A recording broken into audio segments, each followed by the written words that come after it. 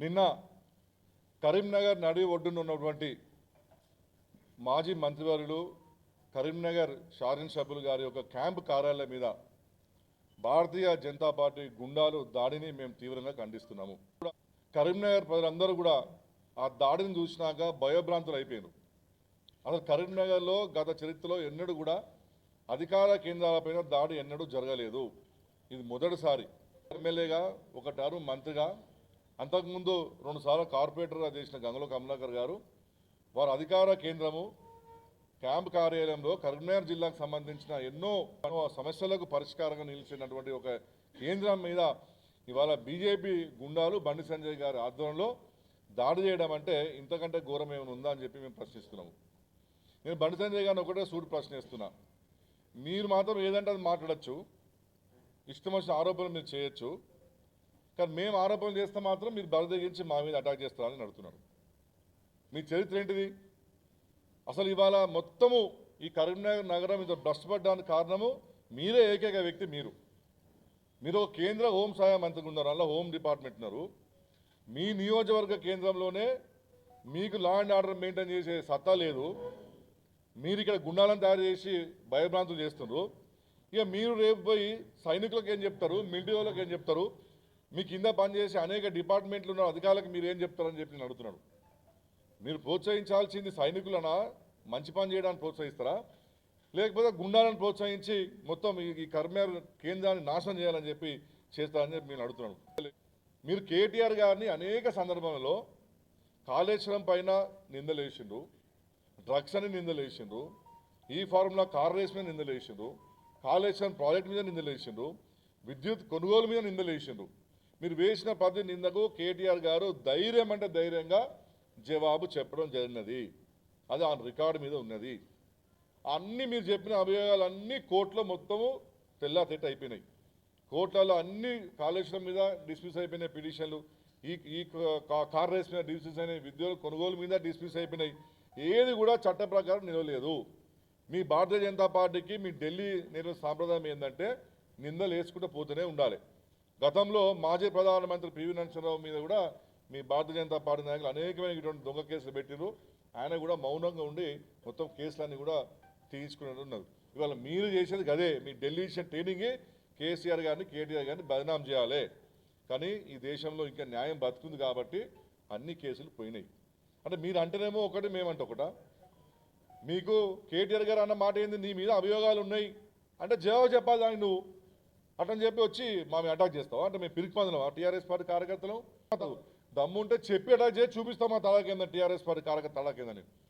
తెలంగాణ ఉద్యమంలో కడుగట్టిన ముఖ్యమంత్రి తరిమికొట్టిన ట్రైనింగ్ ఇచ్చిన మా కేసీఆర్ గారు, వైఎస్ రాజశేఖర రెడ్డి ఏంది, చంద్రబాబు నాయుడు ఏంది, కిరణ్ కుమార్ రెడ్డి ఏంది, రోషే ఏంది, అసలు పార్టీనే భూస్థాపితం చేస్తే కదా మా టీఆర్ఎస్ పార్టీ ట్రైనింగ్. ఇక మీరు వచ్చి అటాక్ చేస్తే మేము భయపడతామా? ఏమైంది నేను వచ్చి కొడితే? కారు అద్దాల వల్ల కొట్టిన కొత్త కారు కొనుక్కుంటాం. ఏమి అయ్యేది పోయేది మాకు. వచ్చి ఫర్నిచర్ తగలబెట్టిపోతారు. ఏమవుతుంది ఫర్నిచర్ తగలబెట్టిపోతే? ఎవరు బదనామైంది ఇవాళ? మీ బీజేపీ బదనామైంది. ఇవాళ మీ భారతీయ జనతా పార్టీ ఇవాళ నగరంలో ఇంత దుర్మార్గమైన చర్య తీసుకుంటుందని చెప్పి ప్రజలు మాట్లాడుతున్న పరిస్థితి వచ్చింది. ఇవాళ ఎట్లయిపోయిందంటే పరిస్థితి, మేము ప్రశ్న పెడితే మా చుట్టూ పోలీసు వలయం అంటే ఎక్కడ నీ గుండాలు వచ్చి మనం కొడుతారు అని చెప్పేసి. ఇక రేపటి నుంచి కరీంనగర్లో ఎవరు ఫంక్షన్ చేసుకున్నా అక్కడ పోలీసు వాళ్ళు ఉండాలి, ఎవరు షోరూమ్లు ఓపెన్ చేసినా అక్కడ పోలీసు వాళ్ళు ఉండాలి, ఎవరైనా నిజంగా బారా చేసుకుంటే పోలీసులు ఉండాలి.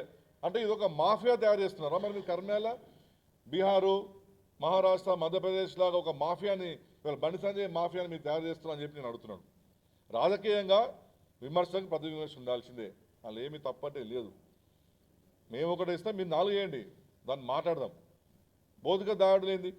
ఇంకా నిన్న బండి సంజయ్ గారు రాత్రి మాట్లాడుతున్నారు దగ్గర మా కార్యకర్తలు అటాక్ చేసి నా సంగతి నాకు తెలియదు తప్పే అని. ఎట్లుందంటే దెబ్బలు కొట్టించింది ఆయనే, పంపించింది ఆయనే, రామాయణం అంతా విని రాముడు సీతకి ఏమైనట్టున్నది ఆయన నిన్న మాట్లాడిన తీరు చూస్తే. నిన్న 100% నిన్న క్యాంపు కార్యాలయం మీద దాడి వెనకాల కాంగ్రెస్ పార్టీ ఉన్నది. దానికి నిదర్శనము నిన్న చొప్పదండి శాసనసభ్యులు నిన్న వారు ఏం మాట్లాడారు, ఎమ్మెల్యే గారు, ఇటువంటి దాడులను స్వాగతిస్తున్నాము, ఇంకా ఈ దాడులు కొనసాగుతాయి అన్నారు. ఇవాళ నిజమే కాంగ్రెస్ కూడా అటాక్ చేసిందంటే ఆయన మాట్లాడే అర్థం ఉంటుంది. ఒక భారతీయ జనతా పార్టీ గుండాలు ఇవాళ మా క్యాంప్ మీద దాడి చేస్తే ఇవాళ ఒక ఎమ్మెల్యే, కాంగ్రెస్ పార్టీ ఎమ్మెల్యే దీన్ని స్వాగతిస్తున్నాము అధ్యక్షుడు ఒక ఎమ్మెల్యే అనొచ్చా అట్లా మాట? అంటే అర్థం ఏంటిది? మీరిద్దరు ఒకటై బీఆర్ఎస్ పార్టీని మనం తక్కువ చేయాలి, భయపడియాలి, పార్టీని భయభ్రాంతులకు గురి చేయాలి. ఇవాళ కాంగ్రెస్ చచ్చిపోతున్నది, బీజేపీ లేస్తలేదు, ఈ జిల్లాలో బీఆర్ఎస్ పార్టీ బ్రహ్మాండంగా ప్రజల ఆదరణ పొందుతుంది కాబట్టి ఏదో విధంగా వీళ్ళని భయభ్రాంతులు చేస్తే రేపు నుంచి కార్యకర్తలు బయటికి రారనే ఒక ఉద్దేశంతో ఈ పిచ్చి చేష్టలు చేస్తూ దయచేసి మానుకోండి అని చెప్పి నేను ఇవాళ కాంగ్రెస్కి అదేవిధంగా బీజేపీకి నేను చెప్తున్నాను. భారతీయ జనతా పార్టీ నాయకులు రాష్ట్రంలో 20 సంవత్సరాల నుంచి ఎక్కడ భారతీయ జనతా పార్టీకి వెళ్తే ఈడ సంబరాలు, నెక్స్ట్ మేమే గెలుస్తాం సంకలు గుర్తుకుంటాం. అక్కడ ఎక్కడో వెస్ట్ బెంగాల్ మనకి ఈ మూలకు ఉంటే ఆ వెస్ట్ బెంగాల్ పైన ఉన్నది, అక్కడ వాళ్ళు గెలిస్తే నెక్స్ట్ మేమే, మహారాష్ట్రలోకి వెళ్తే మళ్ళీ మహారాష్ట్రమే, బీహార్లోకి వెళ్తే మేము, కర్ణాటకలోకి వెళ్తే మేము. అంటే ఇక్కడ చేసేది ఏం లేదు, కానీ ఎవడో కొడుకు పుడుతుంటే వాడిని నా కొడుకుని ముద్దు పెట్టుకుంటుంది బీజేపీ వాళ్ళు చేస్తారు. 20 సంవత్సరాల నుంచి చూస్తున్నాం మనం. ఒక్కొక్క రాష్ట్రంలో అక్కడ ఉన్న రాజకీయ ప్రవర్తన బట్టి, అక్కడ ఉన్న రాజకీయ శైలి బట్టి ఆ రాష్ట్రంలో వాళ్ళు ప్రజలు ఎన్నుకుంటారు. ఇవాళ ఏ మొహం పెట్టి ఎవరి మొహం చూసి ఇక్కడ ప్రజలు బీజేపీకి ఓటేయాలని నేను అడుగుతున్నాను. ఒక్క నాయకుడు సగం ఉన్నాడా ఈ రాష్ట్రంలో బీజేపీ నాయకుడు? ఒక్క నాయకుడున్న ప్రజల కోసం పోరాటం చేసే నాయకుడు ఉన్నాడా ఇవాళ ఇక్కడ? ఎట్లా వస్తుందంటే మీకు వేరే రాష్ట్రానికి వెళ్తే ఈడ సంఖ్యలు గుర్తుకుంటారు. ఇవాళ వెస్ట్ బెంగాల్లో ఎవరిని పట్టుకొచ్చారు? టీఎంసీ నుంచే తీసుకొచ్చి మీరు పెట్టుకున్నారు.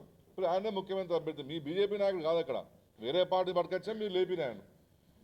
వాళ్ళు 20 సంవత్సరాలు 30 సంవత్సరాలు త్యాగాలు చేసుకున్నారు, అధికార పార్టీ మీద పోరాటం చేసుకుంటా ప్రజలకు మద్దతు కూడగట్టుకున్నారు. ఇక్కడ మీరేం చేస్తున్నారు? ఇక మీరు ప్రతిపక్ష నాయకులు మా మీద కదా మీరు చేసే ప్రతాపం అంతా. ఒక్కరోజున బండి సంజయ్ గారు రేవంత్ రెడ్డి గారిని గట్టిగా తిట్టిన సందర్భాలు ఉన్నాయా? ఒక్కరోజున ఇక్కడ ప్రజా పోరాటం చేస్తున్నా? ఒక్కరోజున ప్రజల పక్షాన్ని నిలబడ్డా? ఇవాళ బండి సంజయ్ గారు అటాక్ చేయాల్సిన మమ్మల్ని కాదండి, కాంగ్రెస్ పార్టీ నాయకులను అటాక్ చేయాలి. ఇవాళ రైతులు గిట్టుబాటు ధర లేకుండా రైతుల కొనుగోలు కేంద్రంలో పడిగాపులు గారు చచ్చిపోతున్నారు. ఎండ దెబ్బలాకి టెంట్లు లేవు, మార్కెట్ యార్డ్ చక్కగా లేవు, ఇంతవరకు మిల్లులకు కనీసం అలాట్మెంట్ లేవు, నీళ్లు పడి ధాన్యం అంతా ఖరాబ్ అయిపోతున్నది. ఒక్కసారి కూడా ఎందుకు మాట్లాడట్లేదు మరి బండి సంజయ్ గారు? రైతులు హిందువులు కాదా మరి? ఇవాళ రైతులు మొక్కజొన్న రైతులు హిందువులు కాదు, నీకు యూరియా హిందువులు కాదు, 6 సూత్రాలు వాళ్ళు చెప్పిన ప్రవేశపెట్టిన లబ్ధిదారులు హిందువులు గారు. అంటే దేనికి మరి నువ్వు హిందూజం మాట్లాడేది? మీరు హిందూ అనే పదం ఎప్పుడు వాడతారంటే ఎక్కడైతే కొట్లాట అవుతుందో, ఎక్కడైతే చిచ్చు పెట్టాలో, ఎక్కడైతే లొల్లి కావాలో అక్కడ మీరు హిందూ పదం వాడతారు. మరి ఇవాళ ఇంతమంది రైతులు హిందువులు ఇబ్బంది పడుతుంటే మరి ఎందుకు మీరు వాళ్ళ గురించి మాట్లాడలేరు? ఒక స్టేట్మెంట్ కూడా ఎందుకు మీరు ఇవాళ ఇవ్వలేకపోతున్నారని చెప్పి నేను బండి సంజయ్ గారు సూట్ ప్రశ్న ఇస్తున్నాను. అదేవిధంగా రాముడు అంటాడు, కృష్ణుడు అంటాడు, హనుమంతుడు అంటాడు, ఏబీవీపీ అంటాడు, ఆర్ఎస్ఎస్ అంటాడు. మరి ఏమి ఇచ్చింది మీకు శిక్షణ? కేటీఆర్ గారు పట్టుకొని మీ నాన్న ఎవరు రుజువు చేసుకోమని చెప్పి శిక్షణ ఇచ్చిందా మీకు? ఇదేనా మీ సంస్కృతి మీకు నేర్పించిందని చెప్పి మేము అడుగుతున్నాం. ఈ ప్రశ్న అడిగినందుకు జవాబు లేక మోదిగా దాడులు. మరి ఒక్కసారి ఒక మాట, నేను అన్న మాటను నేను వాపసు తీసుకుంటున్నా అంటే ఆయన గౌరవం ఉండి వాళ్ళ తీసుకోవచ్చు కదా. ఒక చండాలమైన మాట మాట్లాడి ఇక మా మీదుగా దాడికి వస్తున్నాడు. కాబట్టి బండి సంజయ్ గారు ఇది మంచి పద్ధతి కాదని చెప్పి నేను బండి సంజయ్ గారు తెలియజేస్తున్నాను. అదేవిధంగా ఇవాళ ఫ్రస్ట్రేషన్ లోనైపోయి ఉన్నాడు బండి సంజయ్ గారు. ఈ ప్రాంతంలో ఆయన ఇంతకు లేస్తలేడు కాబట్టి ఫ్రస్ట్రేషన్కి లోనై ఆయన ప్రవర్తనలో మార్పు వచ్చి ఈ విధమైనటువంటి దాడులు చేస్తారు. ఇది మంచి పద్ధతి కాదని చెప్పి మేము బండి సంజయ్ గారు తెలియజేస్తున్నాము. ఇవాళ మీరు ఈ రాష్ట్ర భారతీయ జనతా పార్టీ రేవంత్ రెడ్డికి సరెండర్ అయిపోయింది, రేవంత్ రెడ్డి గారు మోడీకి సరెండర్ అయిపోయిండు. ఇక ఏ మొహం చూసుకుంటే మీకు ఈ రాష్ట్రంలో మీ ప్రభుత్వం వస్తుందండి? మీరు కుమ్ముకై ప్రతిపక్ష పార్టీ నాయకులతోటి ఇంకా మీరు సపోర్ట్ చేయాలి. మాకు మేము చేసే పోరాటంలో మీ యొక్క చెయ్యి మాకు ఇచ్చేసి మేము మీ ఎంబడి ఉన్నాం, ప్రజల పోరాటం చేస్తామని చెప్పి ఇవ్వాలి తప్పించి ప్రతిపక్ష నాయకుల పైన ఏంటంటే దాడి చేసింది మీరు. ఇది ఎక్కడ లేదు చరిత్ర. భారతదేశ రాజకీయంలో ప్రతిపక్ష నాయకుల పైన ఒక బీజేపీ నేషనల్ పార్టీ ఉన్న వాళ్ళు ఈ అటాక్ చేయడం అనే సంస్కృతి ఫస్ట్ నేర్పించేది మనకు భారతీయ జనతా పార్టీ. ఇక్కడ ఈరోజు కరీంనగర్లో బండి సంజయ్ గారు ఫ్యాక్షన్ కల్చర్ని డెవలప్ చేస్తున్నారు, ఇప్పుడు మాఫియా కల్చర్ని డెవలప్ చేస్తున్నాడు, కరీంనగర్లో లా అండ్ ఆర్డర్ని క్షీణింపజేస్తున్నాడు. ఆయన రేపు ఎలక్షన్లలో మేము రావాలనుకుంటే నేను కూడా ఇక్కడ ఒక వర్గపూరు చేయాలి, నేను కొట్లాడుకోవాలని చెప్పి ఒక దుర్మార్గమైన ఆలోచన మీద బండి సంజయ్ గారు ఉన్నారు. నిన్నగాక మొన్న 500 సంవత్సరాల కింద కట్టిన కాకతీయుల ఒక గుడి ఎక్కడ వరంగల్ జిల్లాలో ఖానాపూర్ మండలము అశోక్ నగర్లో రాత్రి బుల్లోలు పెట్టి కాంగ్రెస్ పార్టీ నాయకులు అక్కడ స్కూల్ కడుతూ కొలగొట్టింది. దాన్ని మా టీఆర్ఎస్ పార్టీలు ఖండించారు. మరి నీ హిందూజం ఎటుపోయిందని నేను అడుగుతున్నాను. ఒక కేంద్ర సహాయ మంత్రిగా నువ్వు ఉన్నావు, నీ ధర్మం కాదా? కాకతీయులు ఎంత ప్రసిద్ధి చెందిన వాళ్ళు శిల్పులు గొప్ప గొప్ప గుడులు కట్టారు. 800 సంవత్సరాల గుడి కూడా దిక్కులేదు, కానీ ఈడ మాత్రం మా మీద మాత్రం కొట్టడానికి సాధన అవుతుంది. నువ్వు చేసే పని నువ్వు చేయక ఉల్టా మళ్ళీ మా మీద నీ యొక్క అటాకులు. ఇవాళ 8 మంది ఎంపీలు ఉన్నారు ఇవాళ పార్లమెంట్లో. మొన్న నిండు పార్లమెంట్లో ఒక కర్ణాటకకు సంబంధించిన ఒక ఎంపీ లేచి మనను బలహీనపరిచే విధంగా, మన ఉద్యమాన్ని, మన రాష్ట్రాన్ని బలహీనపరిచే విధంగా మాట్లాడితే ఒక్క ఎంపీ లేచి కూడా మాట్లాడలేని పరిస్థితి మీది. 8 మంది ఎంపీలు ఉంటారు. మన యూరియా కోసం ఎంతో ఇబ్బంది పడ్డది మన రాష్ట్రంలో. యూరియా లేక రైతులు నానా ఇబ్బందులు పడ్డారు. మరి ఒక సమయానికి సరైన సమయానికి యూరియా ఇప్పిద్దామని చెప్పి ఒక్క ఎంపీ మాట్లాడారు పార్లమెంట్లో. ఓ కొత్త ప్రాజెక్టుకి ₹1 ఇయ్యరు. ఇవాళ కాళేశ్వరం మీద మాత్రం మొత్తం కోర్టు కేసులు పోయినాయి కదా. ఒక కాళేశ్వరం ప్రాజెక్టుకి ₹1 ఇయ్యరు, ఏమి ఇయ్యరు. కానీ ఇక్కడ మాత్రం భారతీయ జనతా పార్టీ గొప్పది, నెక్స్ట్ మేమే ప్రభుత్వానికి వస్తామని చెప్పి బడాయి కొడతారు. మీ బడాయిలు నమ్మే పరిస్థితిలో ఈరోజు తెలంగాణ ప్రజలు లేరు. ఇప్పటికైనా నేను బండి సంజయ్ గారికి చెప్తున్నాను, కరీంనగర్ నగరం ఒక సేఫ్ సిటీ. కరీంనగర్లో ఇవాళ మీకు తెలంగాణ ప్రాంతంలో, ఉత్తర తెలంగాణ ప్రాంతంలో హైదరాబాద్ తర్వాత 2 రిజిస్ట్రేషన్ ఆఫీసులు ఉన్నది కరీంనగర్నే. ఇటు సిటీకి ఒకటి వేరే ఉన్నది, రూరల్ వేరే ఉన్నది. అంటే ఇక్కడ ఈ రెవెన్యూకి రిజిస్ట్రేషన్ల ద్వారా హైదరాబాద్ తర్వాత అత్యంత రెవెన్యూ ఇచ్చేటువంటి జిల్లా మన కరీంనగర్ జిల్లా. అదే విధంగా కాకుండా ఇక్కడ అన్ని షోరూమ్లు ఉన్నాయి. హైదరాబాద్ నగరంలో ఎన్నైతే షోరూమ్లు ఉన్నాయో అన్ని షోరూమ్లు ఇవాళ కరీంనగర్లో ఉన్నాయి. ఇవాళ కరీంనగర్ స్మార్ట్ సిటీ అయింది. ఇక్కడ ఐటీ టవర్స్ ఉన్నాయి, ఇక్కడ హ్యాంగింగ్ బ్రిడ్జ్ ఉన్నది, ఇక్కడ టీడీటీ టెంపుల్ కోసం శాంక్షనింగ్ ఉన్నది, ఇస్కాన్ టెంపుల్ శాంక్షన్ ఉన్నది. అదేవిధంగా కరీంనగర్ నుంచి మీరు హైదరాబాద్ కానీ మండల కేంద్రాలు పోతే అన్నిటిలో బ్రహ్మాండమైన రోడ్స్ ఉండి కరీంనగర్ నగరము ఈ దేశంలో 11వ స్థానంలో ఒక సేఫ్ సిటీ. అంటే ఒక సామాన్యమైన వ్యక్తి బతకచ్చు ఈ యొక్క నగరంలో అని 11వ స్థానం ఉన్నది ఈ దేశంలో. అంటే ఇవాళ కరీంనగర్ ఎంత సేఫ్ సిటీ అండి. మరి ఇటువంటి మీరు సేఫ్ సిటీలో ఇవాళ ఇక్కడ హాస్పిటల్స్ ఉన్నాయి, మెడికల్ కాలేజీలు ఉన్నాయి, అనేకమైనటువంటి కాలేజీలు ఉన్నాయి. మరి ఇన్నుండగా ఈ నగరాన్ని మేము అంతా మంచిగుండాలని చెప్పి గత 10 సంవత్సరాలు కేసీఆర్ గారు బ్రహ్మాండంగా పోలీసింగ్ డిపార్ట్మెంట్ వ్యవస్థను మంచిగా చేస్తే ఇవాళ మీరు మొత్తం దీన్ని భ్రష్టు పట్టిస్తున్నారు. ఇది మంచి పద్ధతి కాదు అని చెప్తున్నాను. మీ మాఫియాగిరి, మీ గుండాగిరి, మీ యొక్క ఈ యొక్క ఇజంని టీఆర్ఎస్ పార్టీ శ్రేణులు ఎట్టి పరిస్థితులు కూడా బీఆర్ఎస్ పార్టీ ఎట్టి పరిస్థితులు ఊరుకోరు. మేము ఎవరికి భయపెట్టేవాళ్ళము కాదు. మీరు ఒక్కటికి మేము 10 దాడులు చేస్తాం, మీరు 10 చేస్తే మేము 1000 చేస్తాం, మీరు 1000 అయితే 1,00,000 దాడులు చేస్తాం. ఆ శక్తి మా బీఆర్ఎస్ పార్టీ దగ్గర ఉన్నది. కాబట్టి పిచ్చి పిచ్చి దాడులు సంస్కృతిని పక్కకు పెట్టేయండి.